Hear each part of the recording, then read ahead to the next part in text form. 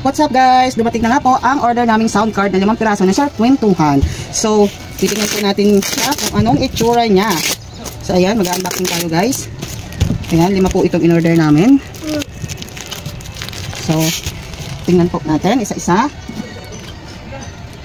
Ayan, bago daw ipakita ang matulis na bagay. Kaya, ito lang. So, ito po ay galing pang ibang bansa kaya medyo 1 week siya bago dumating.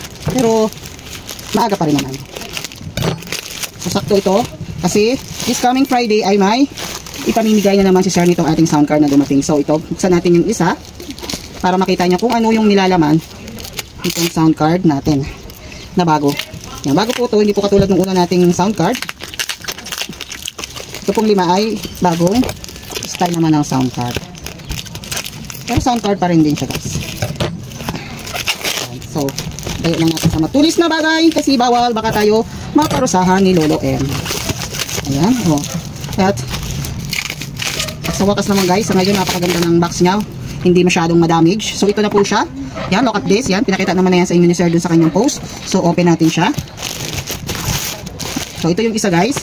Yan, isa lang muna yung ating bubuksan kasi pare-parehas lang naman yan siya. At meron siyang 3 cord uli. Yan, may kasama naman siyang cord. At syempre, ito yung kanyang sound card. Diba? Ang ganda. Tapos may kasama siyang manual. Ayan guys. So, ayan na po. Yan. Ngayon pa lang, congratulations na sa makakakuha nitong mga sound card na ito guys. Sobrang gaganda po nito. So, ito po ay sound card lang. Kayo na po ang magpo-provide ng mga mikropono.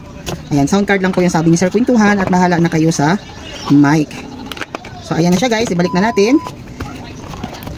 So, abangan nyo po yung tutorial ko nito kung paano siya i-set up. Ano siya guys? So, na-open natin yung isang box. Ito yung pangalawa, pangatlo. At ito na yung kanyang pang-apat. At ito yung kanyang pang-5. Ayan siya guys. Ayan. Another 5 sound card. Kaya sipagan nyo lang lagi sa bahay ni Kwentuhan nang makapag-uwi kayo ng sound card at may pabonus pampabugas yan.